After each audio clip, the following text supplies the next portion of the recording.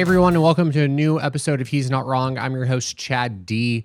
I'm not going to waste any time getting into the episode. I just want to give a brief introduction into who I just talked to. Her name is Amanda Green. She's running for Congress in Florida's 2nd Congressional District. She did a lot of work over the past decade with USAID.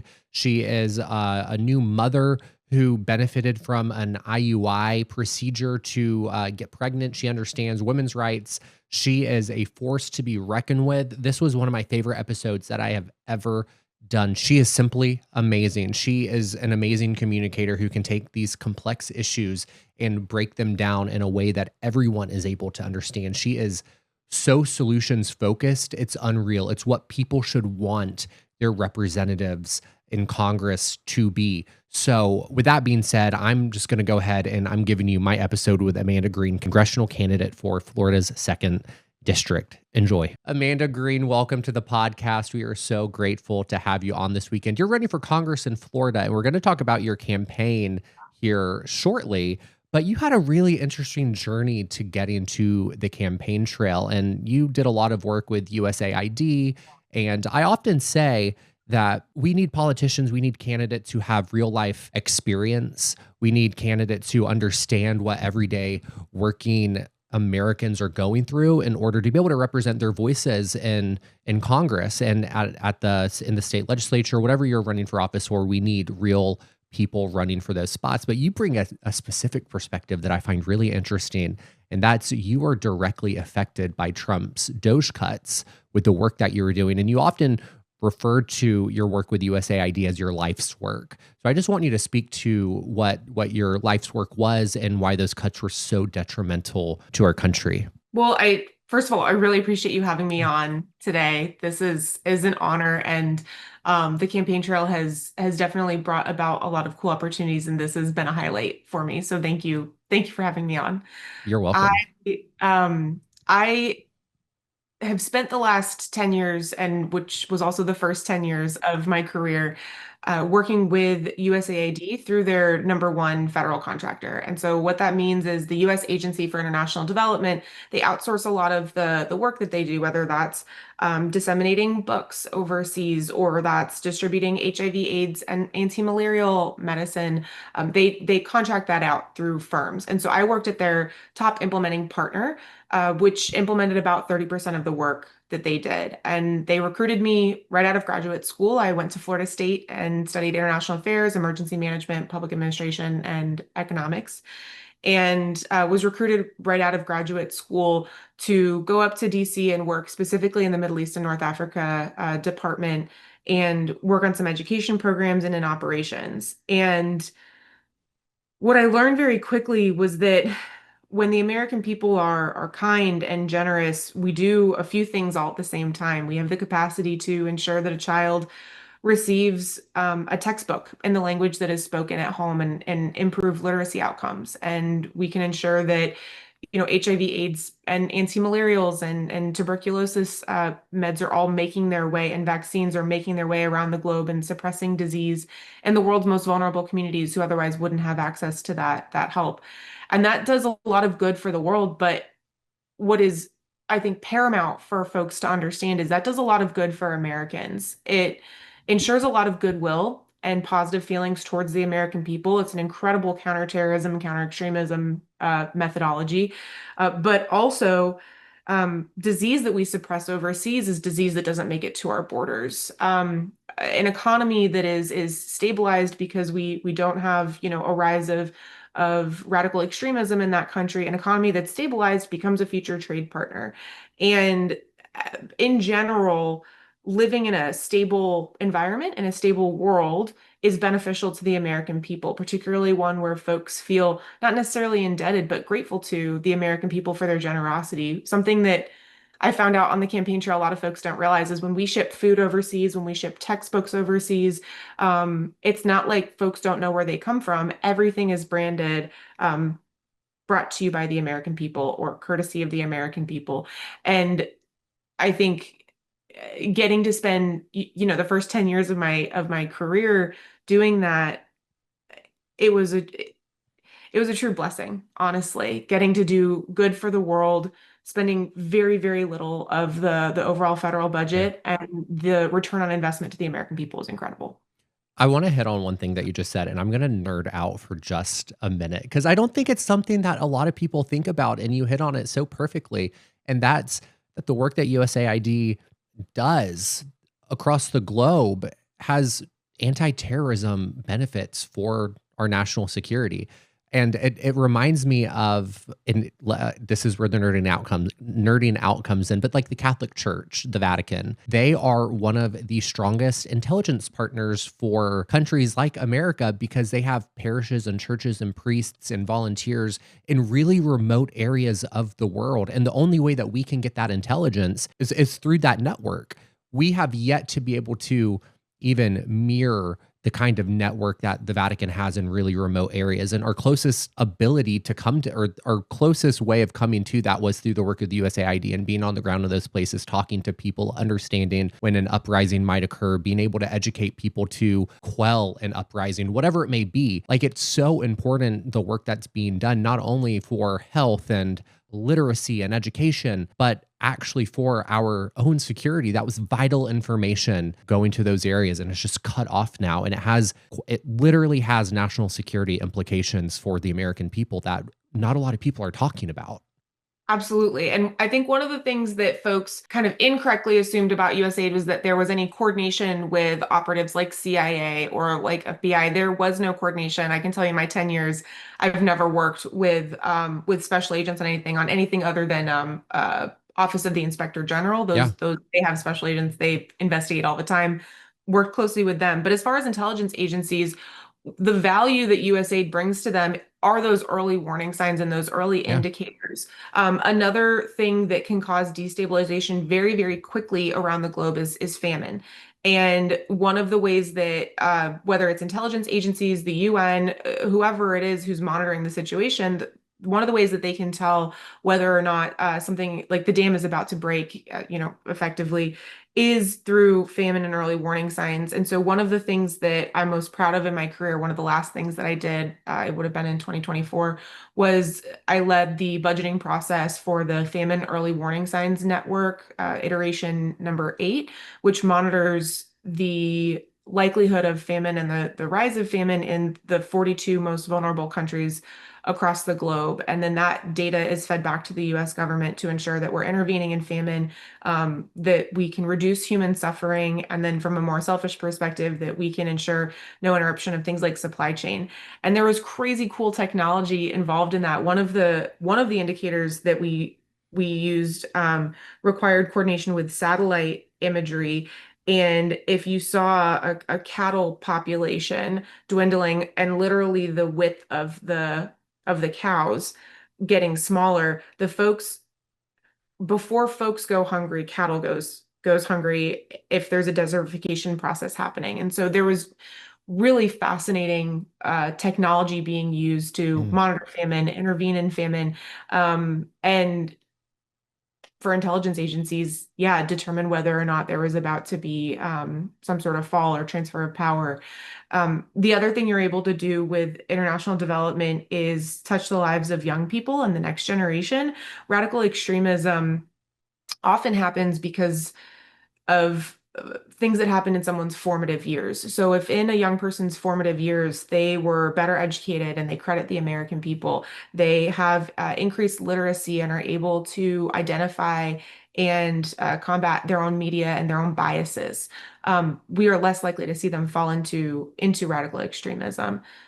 That soft power tool, one of many tools in the toolkit, but that tool in our diplomatic toolkit was very unceremoniously ripped away, and it will have repercussions and ripple effects for decades and generations to come. It's crazy to me that those cuts were branded as America First, but it's literally more like America at Risk. And that, I think, sums it up. With all this knowledge that you have, your experience with working with USAID, how does that benefit a candidate like you who's running for Congress and the people in Florida's second congressional district?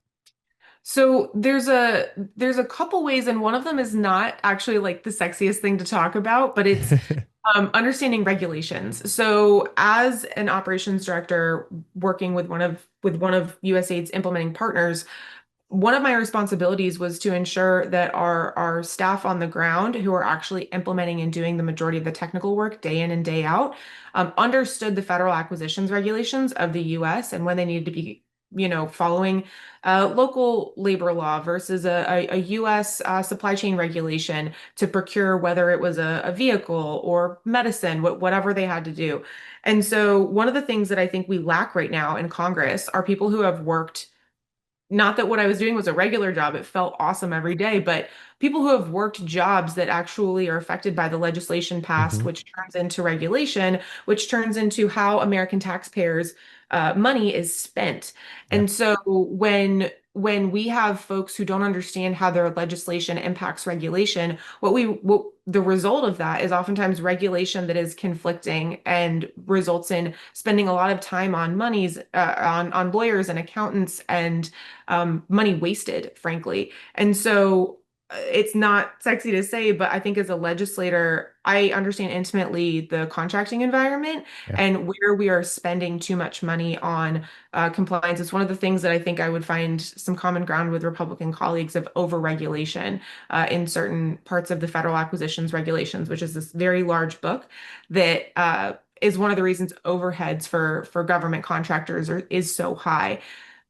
I don't know the last time we had a congressperson who actually had that kind of technical background. And then the other way that it would help specifically my district, the number three driver for jobs and revenue in the district, which spans Panama City over to Madison, down to Taylor, up to the Georgia border, is agriculture. And one of the things that the USDA and USAID do and did was buy excess from farmers. And I think the last count I saw was that 23 Florida farmers are significantly impacted by the USAID cuts, with some of them going out of business. And so North Florida, hasn't had a congressperson from District 2 sit on the Ag Committee in a very long time. One of the things I'll be pushing for, uh, and I've seen firsthand the benefits of that partnership between USDA, USAID, and American farmers is pushing to be on the Ag Committee. So it's something else I'm hoping to bring home a benefit to my district.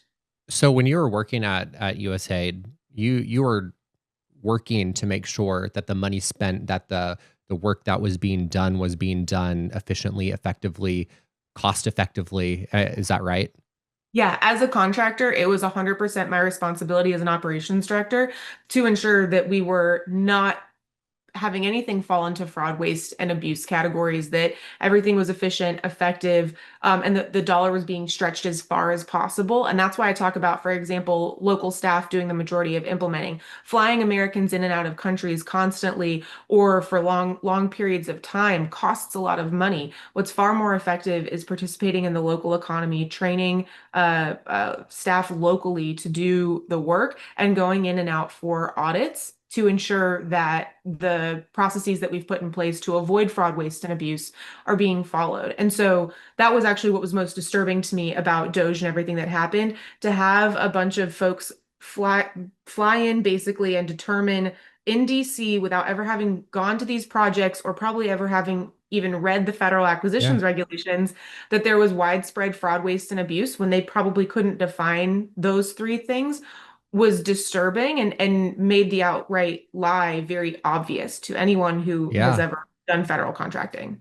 It's a special kind of deep irony that they branded all of that as cutting waste, fraud, and abuse, and yet in their cut, they cut the person stopping waste, fraud, and abuse from being Yeah. implemented in the agency. Well, and for me specifically, I was at one of the contractors, and I was one of the 20% of jobs saved, but diverted to working and helping that firm work with other governments in other countries who want to do this work. Just because the US government doesn't want to serve the world's most vulnerable doesn't mean others don't want the intrinsic benefit that comes from that kind of work. So I was actually in the process of starting a different job where I would help that firm do this work uh, with Australia.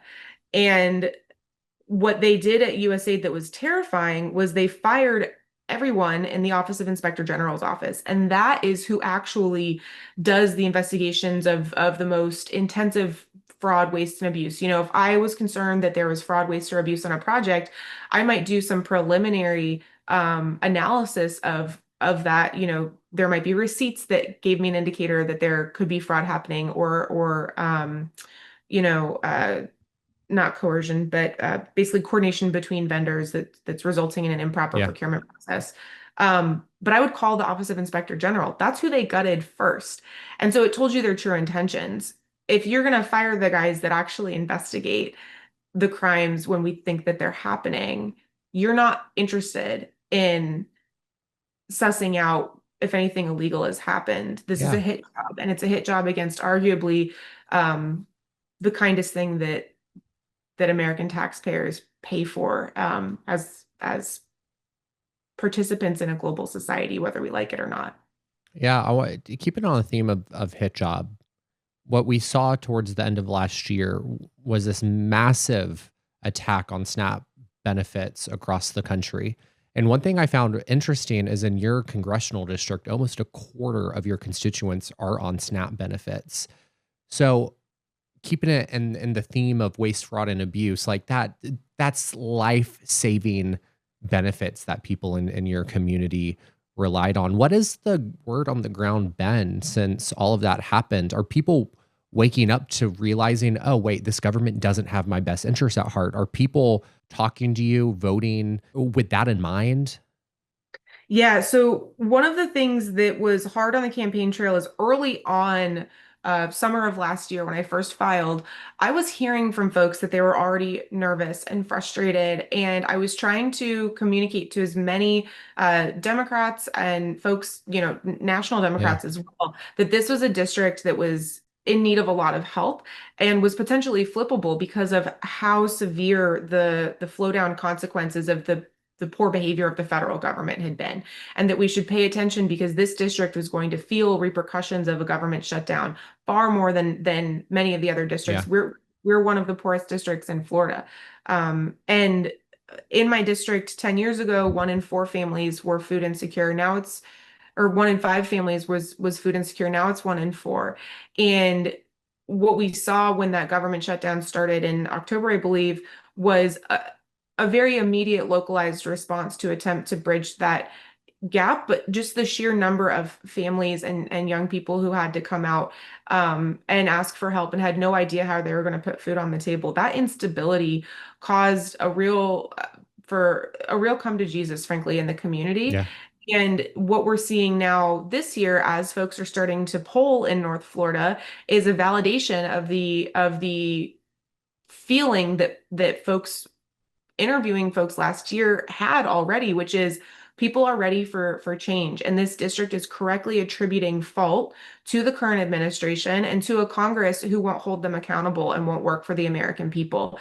And it's devastating to have the kind of um, inhumane treatment of folks in my district and District 2 be the turning point for them Yeah. to kind of decide, okay, this administration isn't fighting for me, this Congress isn't fighting for me. But it's also been validating to say, like, no, what I'm hearing from people every day is going to result in a change at the polls. And so this midterm and this election matters a great deal if we want to get folks into Congress who are actually going to work for the American people, and get someone into Congress from my district who's loyal to North Florida, and doesn't capitulate because the head of their party or the president has told them to vote counter to what benefits their Yeah. constituents. What one of our good friends on the podcast, Gabe Alamont, she made strides in her district over in Florida's first congressional district. Very, very deeply red. She, I believe, flipped one county. She closed the gap in a lot of ways. So whoever Yeah. runs again, they get a benefit from all the work that she laid the foundation for. And so I was just wondering, based on her race and how close that was, what's the magic number for you to be able to pull this off? Is it 8 points? Is it 13 points? What's the flippable percentage that we need to get to? So it's a +8 district based Okay. on voter. registration, it it it was a little bit further as far as actual turnout and outcome during the last election. And that's, I think, for a few reasons. One, we had a demoralized Democrat um, population that didn't come out the way that we would hope that they do in this midterm, particularly when so much is more clearly on the line.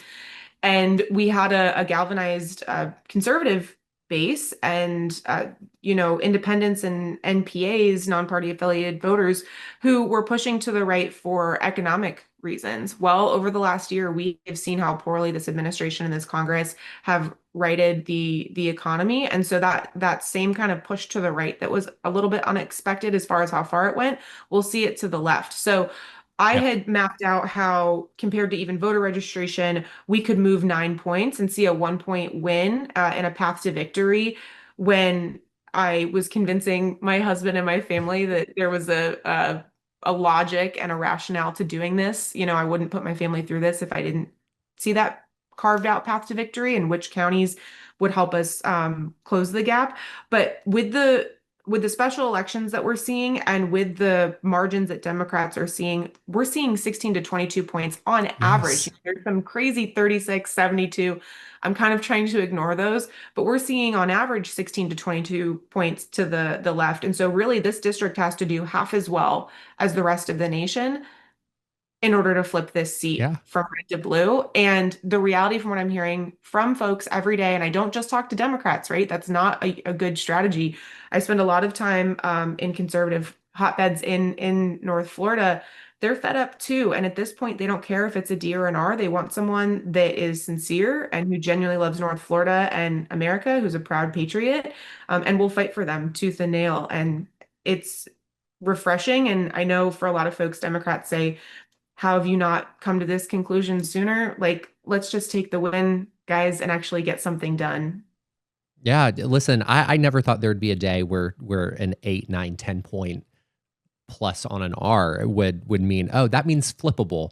And I was Yeah. worried at the end of last year with all the special elections. I was worried that Democrats wouldn't be able to carry that momentum for a full year. Um, I talked to Aaron Parnas about it. I talked to several other influencers with large followings in the Democratic space who also voiced concern that this momentum might not carry over to November 2026. But I think what we're seeing, even in the most recent special elections, I believe in Oklahoma, there was just some in Texas a few weeks ago, that momentum is still strong on the Democratic side. And so when you say +8, that is simply amazing that that's within play and it's within reach. I think I got the 13 points. I think I think the gap between Trump and Kamala Harris was Yeah. 13 points in 2024. So the fact that that's been now close to 8 points, that's simply amazing. Yeah. No, it's a lot of excitement, and it's been fascinating to me as well the number of Republicans who have reached out to try to help. Yeah, I've got a number of Republican donors and folks who are offering to put on fundraisers and tell their friends. And what I'm seeing is actually it's the constitutional violations that have moved a lot of folks further left. And then it's also the complete failure to actually make things more affordable. Tariffs are a huge topic in North yeah, Florida. And what it costs to feed your family, what it costs to uh, build a home, buy clothes, it's become untenable. And particularly for my generation, it's untenable.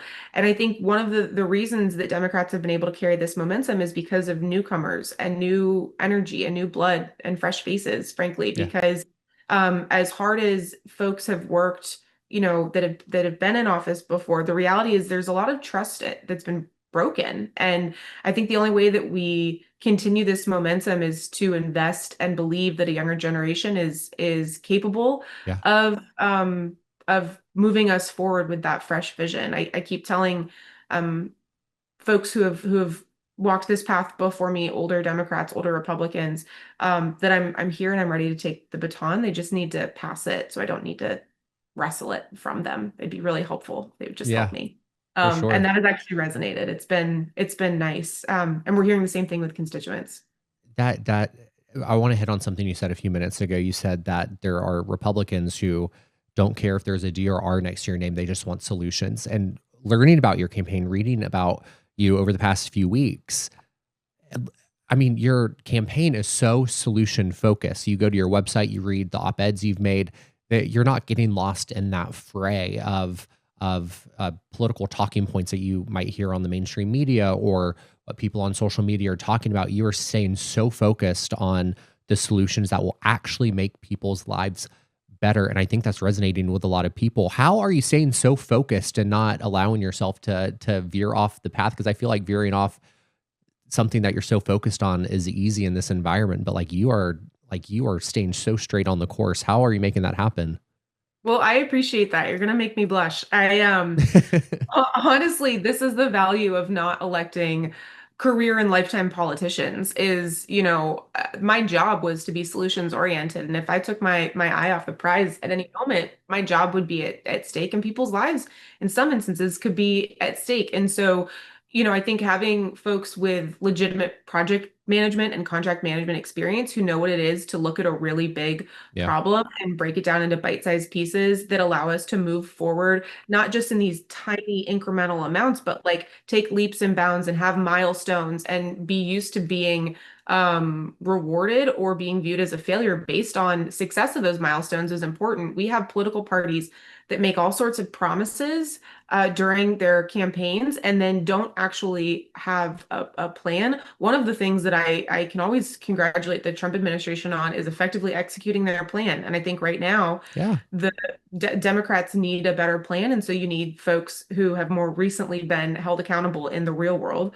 for meeting milestones and implementing the projects that they've been hired to do. And so my hope is that this district views me as someone who is hireable, who they're excited to lead the project of writing the US and frankly writing the affordability of living in the US and in North Florida, and will hold me accountable. I'm not afraid of accountability in the way that I think a lot of career politicians kind of get lost in their own sauce.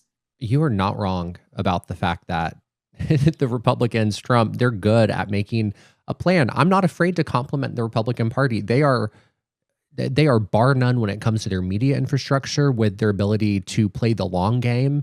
It is something Yep. I've been critical about the Democratic Party on for so long is the fact that we are not effective in playing the long game. We just get lost in the sauce on the short term that the long term's not even being thought about. And just even reading your campaign information, it's like you are focused on that long term goal. And again, resonating with people. Um, I hope there's more Democrats who are listening to this that are realizing, oh, we need to elect candidates like you, Amanda, who know how to play that long game, who have a vision and a plan in place. Um, but speaking to that, I want to talk about the makeup of your district because I don't think I'm wrong in my research that you have a fairly young district with the median age being around 38. That's correct, right?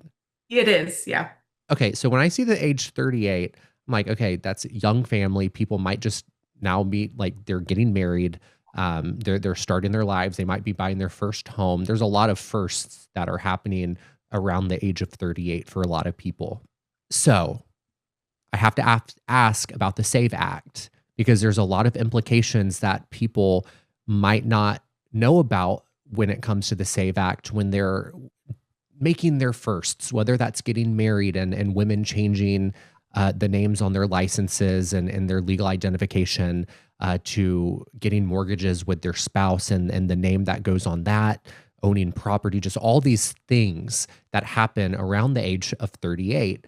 And now there's legislation that effectively will impact that demographic that's very strong in your district. So first off, I'm curious, are people talking about the SAVE Act and what it means in your district? And then if not, what are some of the things that people need to be aware of when it comes to the reality that we're being faced with when it comes to the SAVE Act? Yeah, no, it's a great question. And with that median 38, one of the other things that's interesting about the district is we also have these two huge populations of that result. I think it is part of why we have a young median age, but we have uh, a pretty big aging population in the district that has accessibility and mobility issues that we need to address, and I will address as their congressperson. But we also have quite a few colleges, Florida State, FAM, TSC, Bay College, uh, and with that comes a huge youth population. And so some of my biggest concerns with the SAVE Act, it affects all three of these groups, right? It affects young people, it affects those who are at this kind of first in their lives, middle age, and then it affects this older population. With the SAVE Act, one of the things that it expects is your ability to show a birth certificate or a passport that reflects the same name as your driver's license. With young folks, particularly college students, if they're registered to vote here, I don't know about you, but a lot of my stuff was still back home when I was in college. And so I wouldn't have had access to my birth certificate very easily if I had realized, for example, the week of voting that I needed it. And so for college students, I'm concerned that our youth population is about to be Yeah. disenfranchised.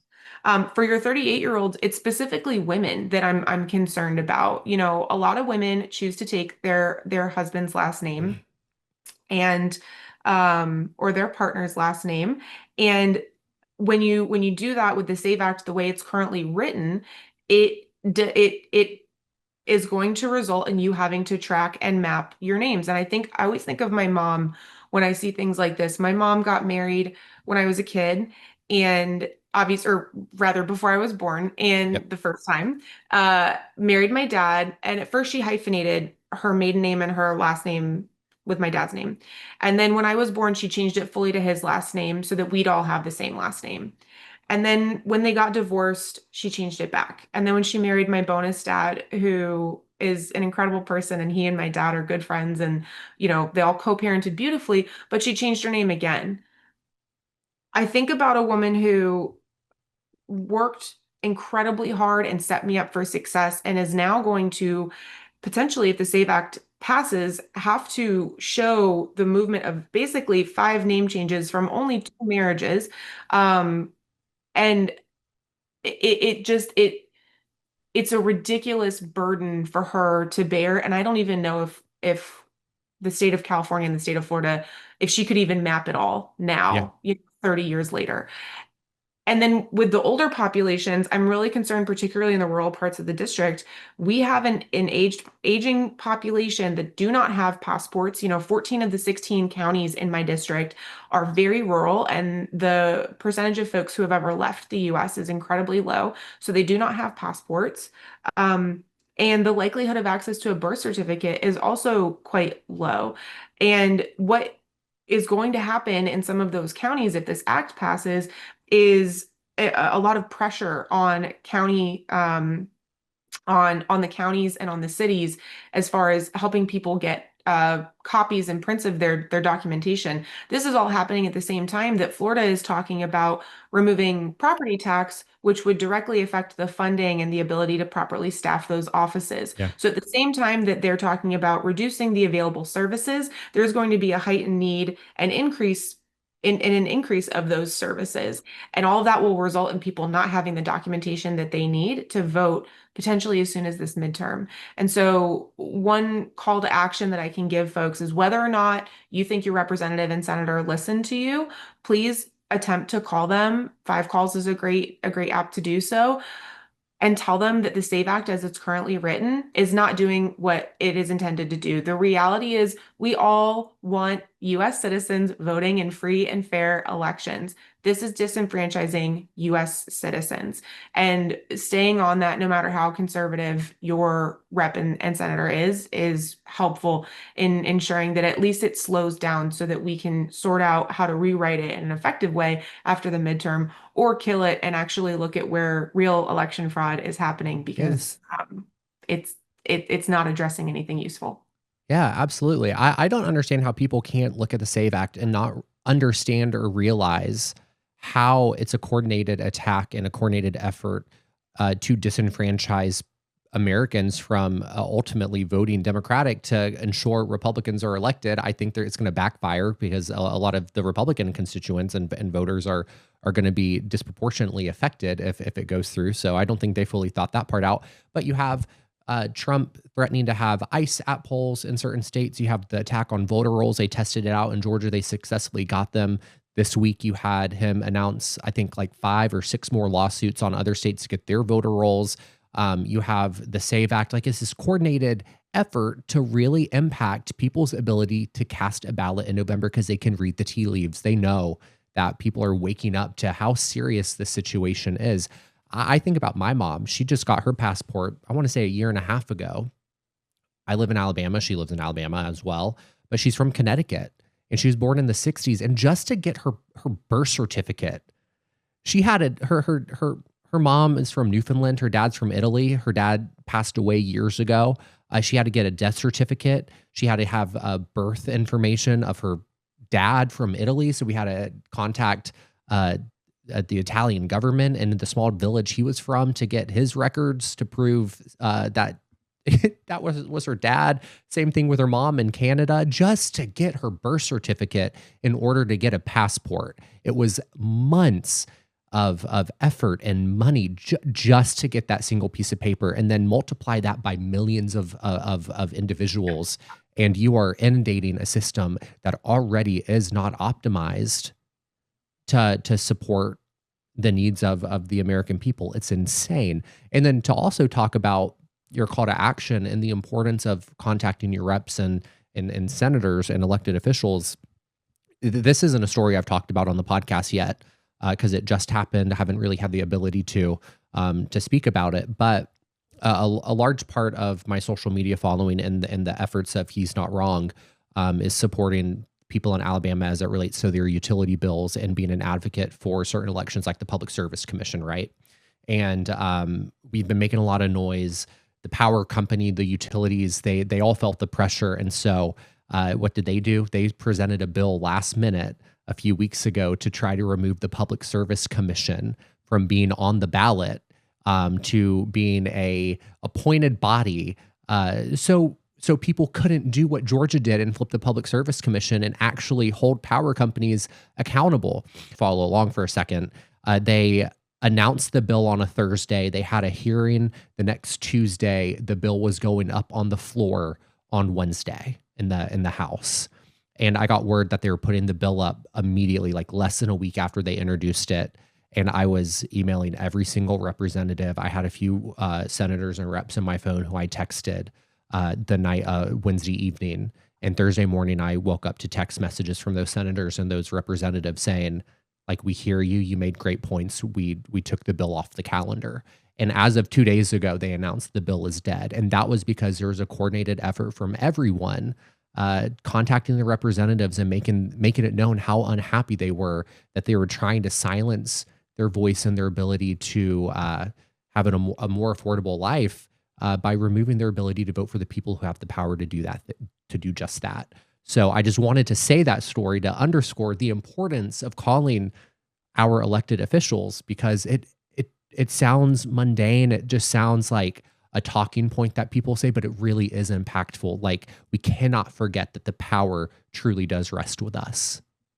And that is, first of all, congratulations. That's an awesome mission to have taken on and to have succeeded at.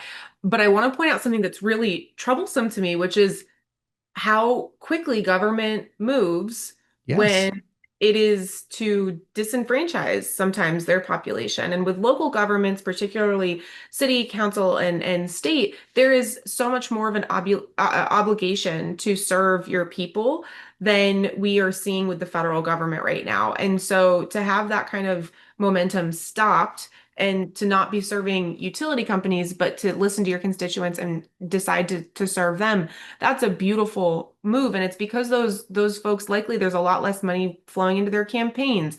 The utility company has a lot less influence than we're seeing with some of these enormous corporations nationwide. And so this is, government is capable of moving quickly when it remembers who it works for, and it's capable of stopping things that are unconstitutional when they are held accountable. And that's why we're seeing government move very quickly right now, because they're scared of the accountability that is going to come in this midterm. Yes, absolutely. And to keep it on the theme of disenfranchisement, you wrote an op-ed that I read from 4 years ago about Roe v. Wade and the need to protect women and their health care, and how pro-life for a lot of Republicans really just means like pro-birth.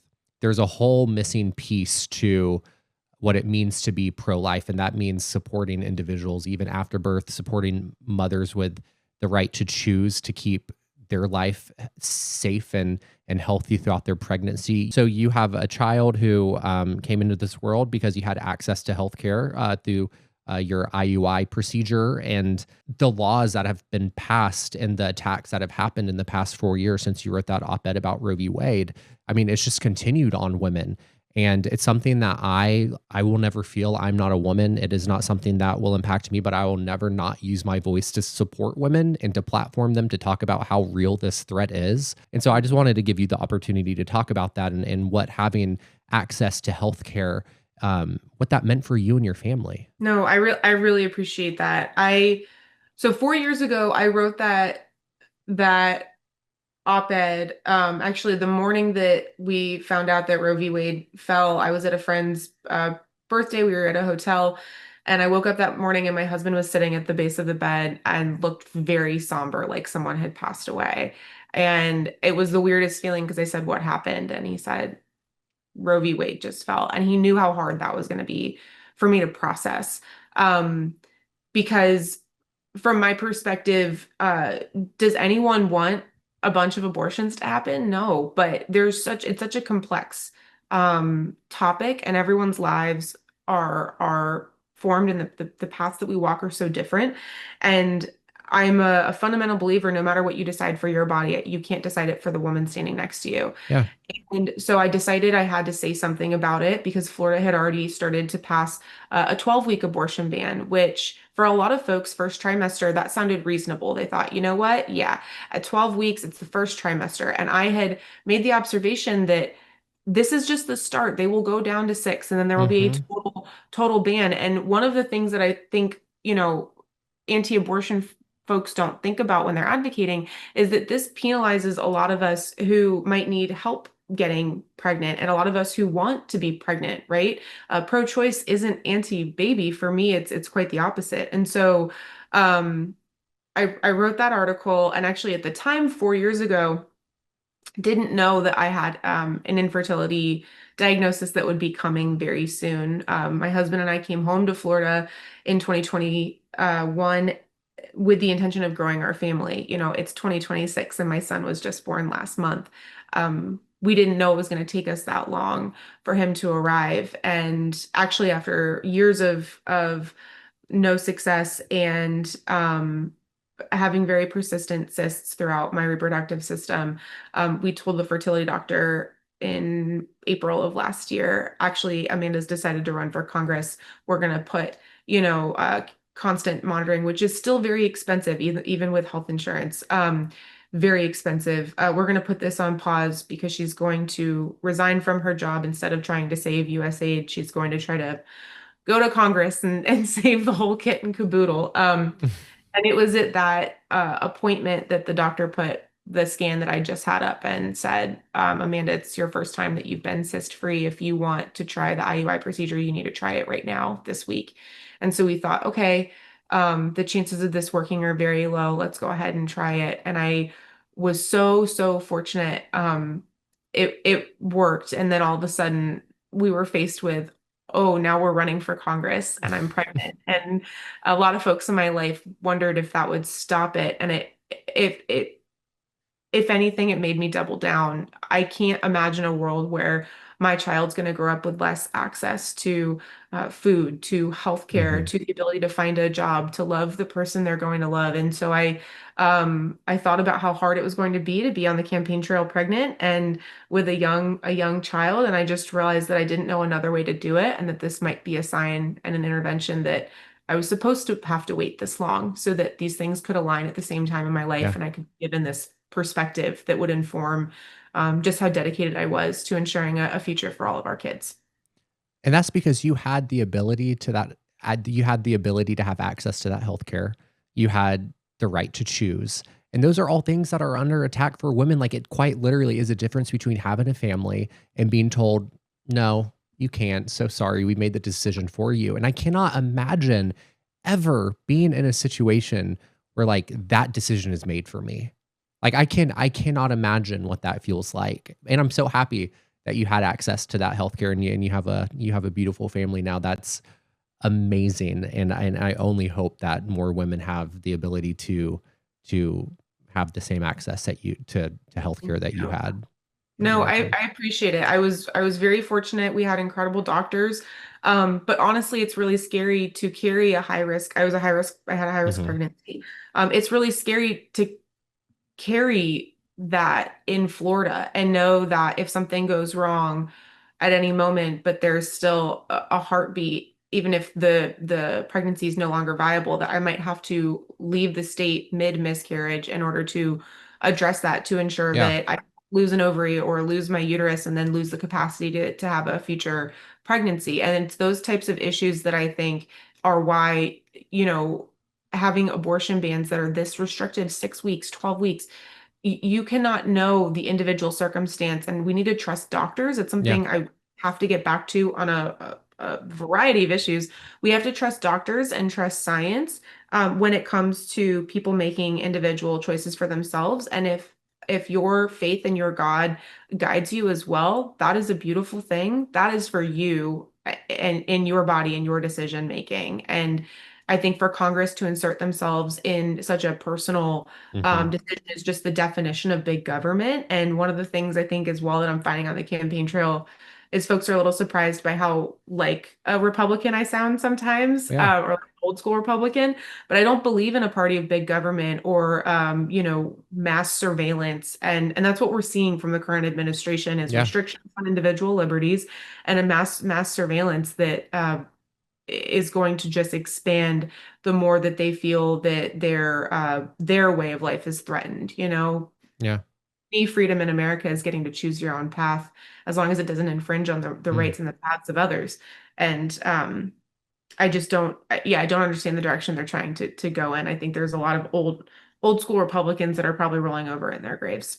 Help me understand this because when you ban when you do these blanket abortion bans, right? Like the Republican Party has done a phenomenal job at branding abortion as it's just like this baby killing term, but in reality, it's the procedure.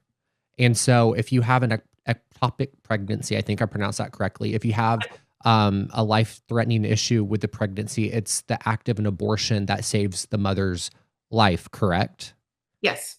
Okay. And then these abortion bans, like in Alabama, I think they were even proposing down to 6 weeks. Some women might not even know that they're pregnant at 6 weeks. We had that in Florida is 6 weeks now. It's not 12 weeks anymore. It went down to 6 weeks. I had that written in the original version of the op-ed and the newspaper cut it because they said it was uh me guessing about what would happen next. And I regret not pushing back really hard Yeah. because I was shot calling. No, they're going to go from 12 weeks to 6 weeks. And so right now in Florida, it is 6 weeks. And the reality is, unless you're going through a process with a fertility doctor, you probably won't find out that you're pregnant until right around 6 weeks. And that's part of for them, the advantage to that time frame. It sounds reasonable to anyone, but the reality is, that is not enough time to find out you're pregnant and to know whether or not the fetus is viable. Yeah. What is disturbing is there's all sorts of reasons for non-viability that go beyond a heartbeat. And so when they write these laws, the over emphasis on heartbeat instead of viability of the fetus, the reason they do heartbeat is because it's black and white, right? It makes it a lot easier to interpret. But the reality is that viability of a fetus goes far beyond whether or not there's a heartbeat. There's all sorts of issues that can arise or disorders that the mother could be experiencing that would require an abortion in order to prioritize her health and safety. And those are not taken into account with these abortion bans. And the sheer, I think I said this earlier, just the complexity of these are why I am supportive of these being exclusively decisions between Yeah. doctors and Yep. patients. And then for patients, if they want to bring their faith into it, that's beautiful. That's on them as individuals to determine. And for the government to add themselves as a potentially fourth party to something they weren't invited to is big government. And I'm just not here for it. Yeah, no, I'm not either. But as we wrap up our conversation, what does the next few weeks on the campaign look like for you? Yeah, so the next few weeks are a little bit crazy. Right now, we are potentially looking at a special election. Sadly, our current representative, though I've been campaigning a hard campaign against him, we're no longer posting any cheeky attack videos against him. He's not doing well medically, and so there's a chance that we enter into a special election if he decides to step down. Um, and with a special election comes a lot of attention. And so over the next few weeks, I'm going to be on as many opportunities like this as folks will have me at. I'm going to be spending a lot of time calling around the district and ensuring that county commissions, city commissions, churches, everyone knows that I'm available and I'm driving across the district constantly. Almost every day, I'm in a different county, listening to people, understanding what their priorities are. And then the other big thing is frankly fundraising. Yeah. When you have a district like this, folks always tell me, oh, you should be knocking on every door. I'm in a 16 county district with 800,000 people. I couldn't Yeah. walk end to end in a week if No. so the best way to communicate with people is through mail and radio and newspaper, and ensuring that there is the message that you have a solutions-oriented operator who is going to care about you no matter whether or not you voted D or R in the past. We want that message to get out to everyone, and it costs a lot of money. And if we're going to do it in a special, it's going to cost a lot of money a lot sooner than we were expecting. So fundraising is the other big thing that the next couple weeks will just be full of, and we're the team. I'm so proud of the team that we've built, but it will be expanding to Yeah. address the ever-changing game board essentially of figuring out how you win a congressional campaign. Sure. It's intense.